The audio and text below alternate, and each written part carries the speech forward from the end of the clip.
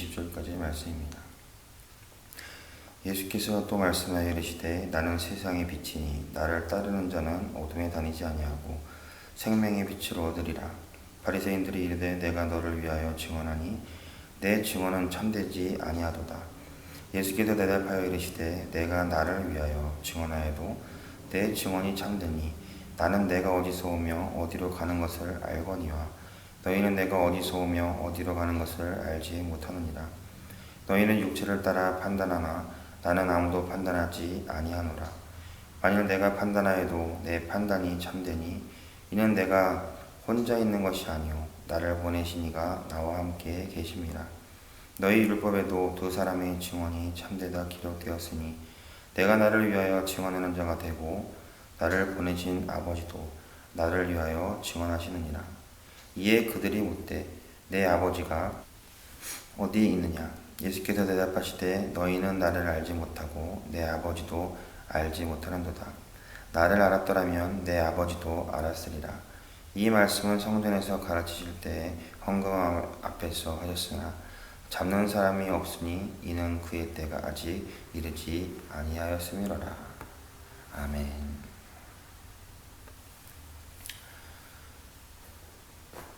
오늘 시간에는 요한복음 8장 12절부터 20절까지의 본문으로 세상의 빛이심을 선포하시는 예수님이란 제목으로 하나님 말씀 나누기를 원합니다.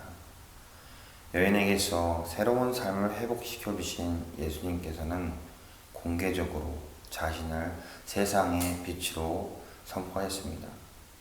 이는 영적인 어둠의 세력과 즉 마귀에게 속해 있는 자들을 빛과 생명의 세계로 초청하신 것이었습니다. 이렇게 예수님은 자기 자신을 세상의 빛이라고 선언하심으로써 이 세상에 속하여 있지 않음을 그리고 즉 하나님의 세계에 속해 있음을 분명히 말씀하고 계십니다. 요한은 하나님을 역시 빛으로 표현하고 있고 이는 곧 예수님의 인격 안에서 빛이 세상에 보내졌음을 의미한다는 것입니다.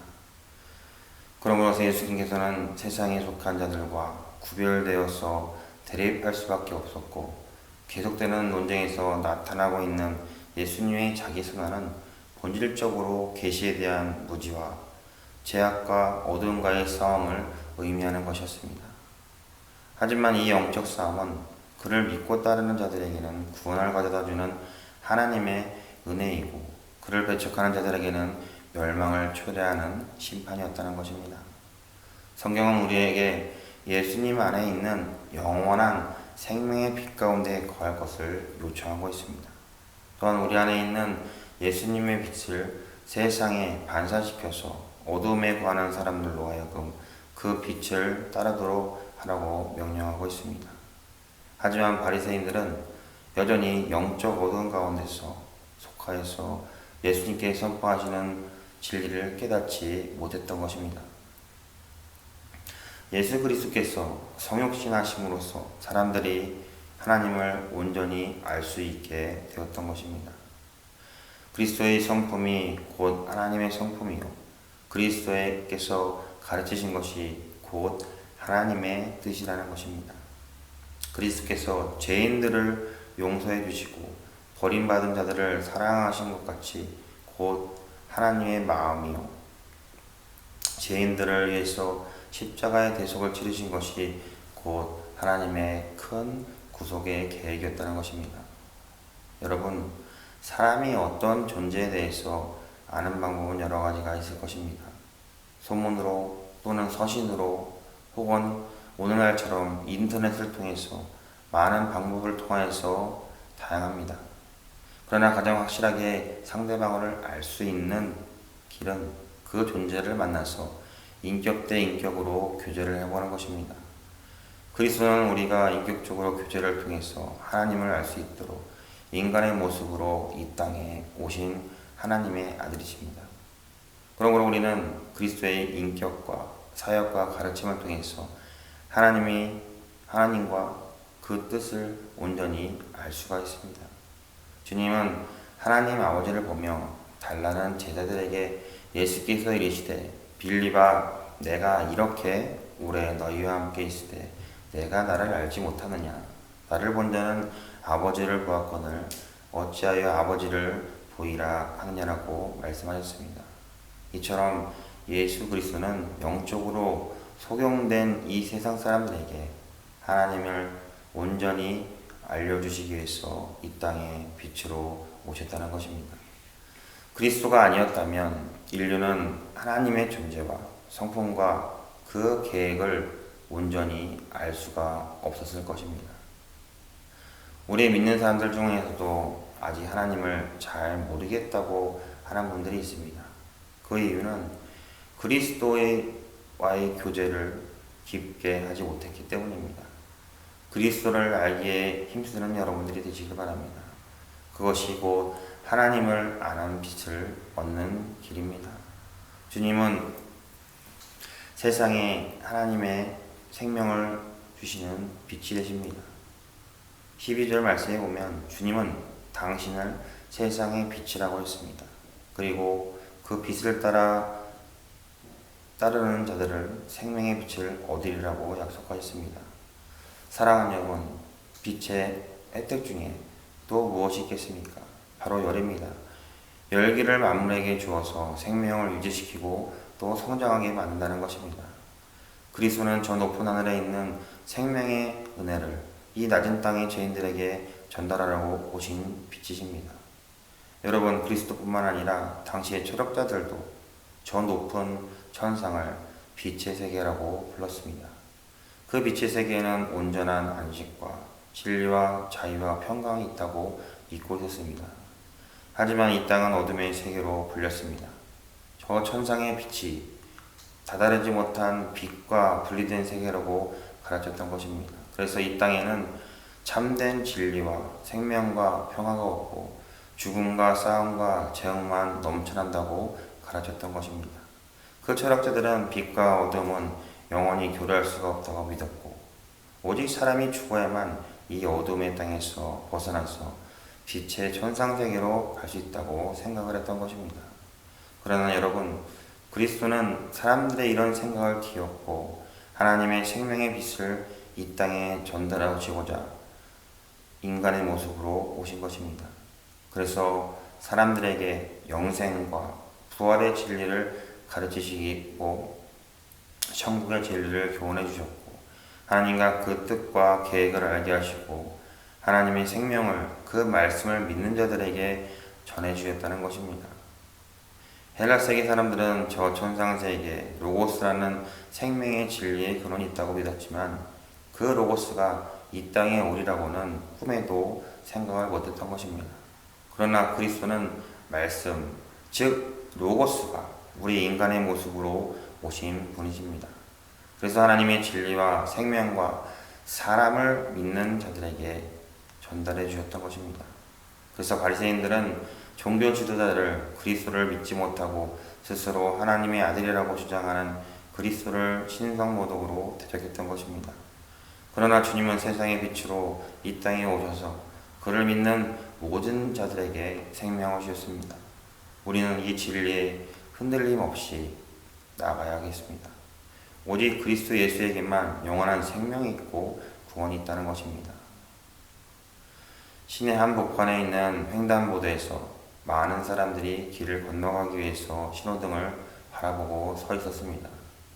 그러나 빨간불은 좀처럼 파란불로 바뀌지 않았습니다. 조바심으로 가득 찬 사람들은 단 몇 분을 참지 못하고 이제는 좌우를 살피기 시작하였습니다. 그러다가 도로가 한가한 틈을 보고 한 사람이 빨간불임에도 불구하고 성큼 한 걸음 나갔습니다. 그러자 뒤에 있는 많은 사람들이 기다렸듯이 그 사람을 뒤따라서 횡단보도를 건너갔습니다. 그때 할머니의 손을 잡고 있던 손자가 파란불을 기다리던 그 손자가 그 모습을 보고는 그들과 함께 건너려고 할머니의 손을 이끌었습니다. 그러자 할머니는 움직이기는커녕 오히려 손자의 손을 잡아당겼습니다. 할머니, 다들 건너가고 있어요. 우리도 빨리 건너가요. 이렇게 손자가 다급히 이야기했습니다. 그러자 할머니는 다정한 목소리로 손자에게 이렇게 얘기했습니다. 저 사람들을 보지 말아라. 우리는 항상 신호등의 파란 불빛만을 바라보고 따라가야 해. 그래야 안전하게 건널 수가 있단다 하고 타일렀다는 것입니다. 그렇다면 믿음 생활하는 우리는 험한 세상에 안전히 거하기 위해서 무엇을 바라보아야 하겠습니까? 본문 말씀에 보면 어둠에 다니지 아니하고 생명의 빛을 얻기 위해서 생명의 빛 되시는 예수님을 바라보아야 한다고 했습니다. 안전하게 길을 건너기 위해서 신호등을 바라보아야만 합니다. 그렇듯이 우리도 오직 빛 되신 주님만을 바라봄으로 실족함이 없는 삶을 살아가도록 노력해야 되겠습니다. 14절 중반부에 내가 나를 위하여 증거하여도라고 나와 있습니다. 그리스도께서 자신의 증거가 충분히 믿을만하고 권위를 가지는 것은 그가 대중성의 한 개인이 아니라 아주 다른 위치를 점유하고 있기 때문이라고 대답하고 계십니다. 예수 그리스도께서는 그가 어디서 와서 어디로 가는 것을 안다고 말씀하시므로 일반 대중들과 자기 자신을 구별하고 계십니다. 그러므로 말의 요지는 사람마다 자기를 변호하면 이에 의심을 받으므로 율법을 자기에게 유리하게 말할 때 그 사람의 말을 잊지 말라고 규정하고 있는 것입니다. 하지만 이것은 온 세상 위에 계신 하나님의 아들에게는 적용이 되지 않습니다. 이는 예수 그리스도께서 인간의 부르심에 속한 분으로 간주될 뿐만 아니라 오직 그의 말씀으로서만 모든 사람들이 정상화하는 특권을 하나님 아버지께로부터 부여받으셨기 때문입니다. 14절 말씀에 또 나는 내가 어디서 오매라고 이야기하고 있습니다. 이 말씀으로는 그리스도는 자신이 세상으로부터 오신 것을 선언하고 계십니다. 이러므로 그리스도 자신이 세상으로부터 오신 것을 선언하고 계셨다는 것입니다. 그의 신성한 가르침이 인간의 법의 규제를 받아야 한다면 불합리하다는 것입니다. 그러나 자기 육체를 낮추심으로 종의 형체를 입고 오셨을 때 사람들은 그를 멸시했기 때문에 주님은 장차 그에게 임할 부활의 영광을 그들에게 상기시켜 주시고 계시다는 것입니다. 그리스도께서도 우리에게도 같은 증거를 주셨으므로 우리의 믿음은 악인의 모든 거역하는 말과 원망하는 것을 마땅히 멸시해야 할 줄로 믿습니다. 왜냐하면 만약에 주님의 영광이 하나님으로부터 근거한 것이라면 그것은 최고의 영광을 초월하는 것으로 여겨질 것이기 때문입니다. 하지만 복음서에 나타나 있는 그의 위엄이 우리 안에 굳건하게 세워지게 하기 위해서는 우리는 항상 하늘에 속한 그리스도의 영광을 주목하면서 주님께서 세상에서 말씀하시는 것을 들어야겠습니다. 새겨 들어야겠습니다. 이렇게 함으로 우리는 주님이 어디서 오신 분이시고 무슨 권세를 가지셨기에 이러한 일을 하셨는가를 기억하게 될 것입니다. 주님께서는 잠시 자신을 낮추셨기 때문에 지금은 모든 사람이 자기에게 무릎을 꿇도록 아버지 우편에 앉아 계시는 것입니다. 사랑하는 여러분, 우리는 하나님과 잘 아는 사람이 되어야만 하겠습니다. 친근해야만 하겠습니다.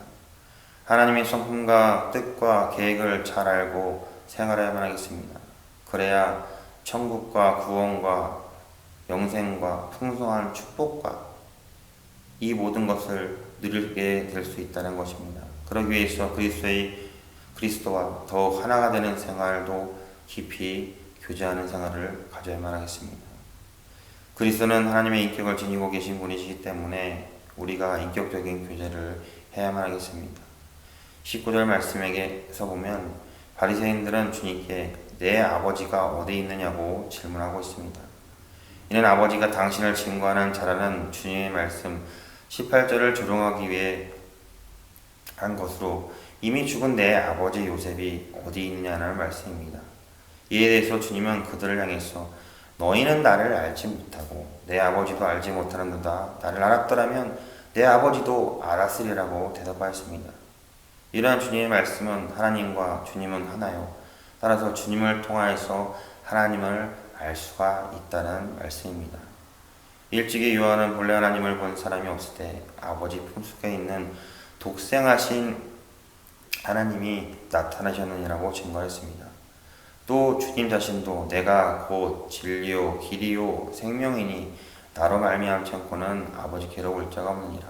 너희가 나를 알았다면 내 아버지도 알았으리로다라고 하셨습니다. 사랑하는 여러분, 세상 사람들은 우리에게 하나님이 어디 있느냐 믿을 수 있게 보여주라고 말씀하고 있습니다. 그러나 하나님은 영적인 존재이시기 때문에 우리 육신의 눈으로는 볼 수 없는 분이십니다. 절대 거룩하신 분이기에 죄로 오염된 우리 인간들은 하나님을 볼 수가 없습니다. 만일 죄인이 하나님을 본다면 죽을 수밖에 없습니다. 그래서 하나님이 인간으로 볼 수 있고 교제할 수 있도록 우리와 같은 인간으로 오셨으니 그분이 바로 예수 그리스도이십니다. 그리스도는 인간으로 오신 하나님이십니다. 그래서 그분을 아는 것이 곧 하나님을 아는 것이 된다는 것입니다. 그러므로 그리스도를 아는 것은 지식으로만 아는 것을 가리키는 것이 아닙니다. 여러분이 상대방을 알려면 무엇이 필요합니까? 바로 교제입니다. 직접 그 사람과 교제해봐야 그 사람을 알 수가 있습니다. 그 사람의 성품과 사상을 알 수가 있습니다. 우리가 그리스도를 통해서 하나님을 알려면 그리스도와의 교제가 필수적이라는 것입니다. 바리새인처럼 그리스도를 보고도 따르지 않는다면 하나님을 알 길이 없다는 것입니다. 우리는 하나님과 잘 아는 사이가 되어야 할 줄로 믿습니다. 하나님의 성품과 뜻과 계획을 잘 알고 생활해 나가는 우리 모두가 되기를 간절히 소망합니다. 무슨 우상처럼 손을 빌면 복이나 주는 분으로 대한다면 그리스도를 온전히 알지 못하고 하나님도 알지 못하는 사람이 되고 맙니다. 그리스도와의 인격적으로 교제를 한다면 그분께 진실한 자세로 대하고 작은 일이라도 상의하며 서로 간에 비밀이 없는 것입니다.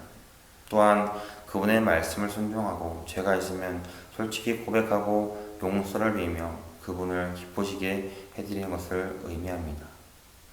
예수 그리스도를 대하는 것이 바로 그리스도와 인격적인 교제를 나누는 생활이고 이런 생활을 하는 우리들만이 하나님을 알 수가 있습니다.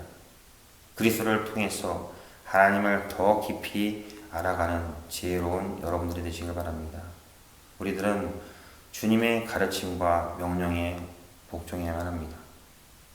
주님의 말씀을 절대적인 법으로 여기고 주님의 계명을 가장 귀한 진리와 가치관으로 믿고 그 명령대로 순종하며 살아가는 여러분 되시기 바랍니다.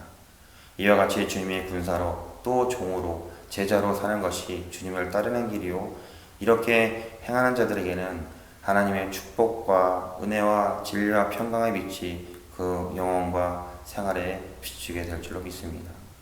여러분의 삶의 영생과 소망과 평강과 하나님의 권능과 행복의 빛이 비춰가기를 원하십니까? 그렇게 원하고 계십니까? 주님을 따름으로 빛 가운데 생활하시는 우리 모두가 되기를 간절히 소망합니다. 기도하겠습니다.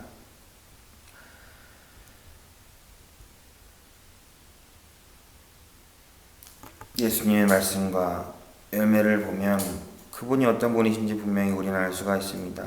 내가 조금한다고 착각을 하여서 예수님의 말씀을 잘 듣지도 못하고 알아보지도 못하는 일이 없기를 간절히 기도합니다.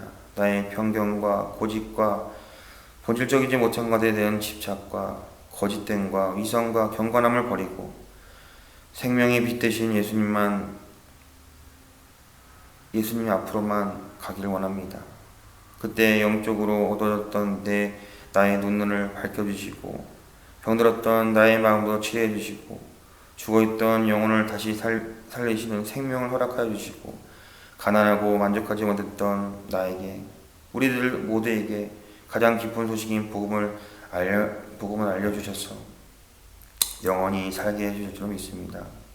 그 말씀대로 순종하며 나아가는 우리 모두가 되길 원합니다.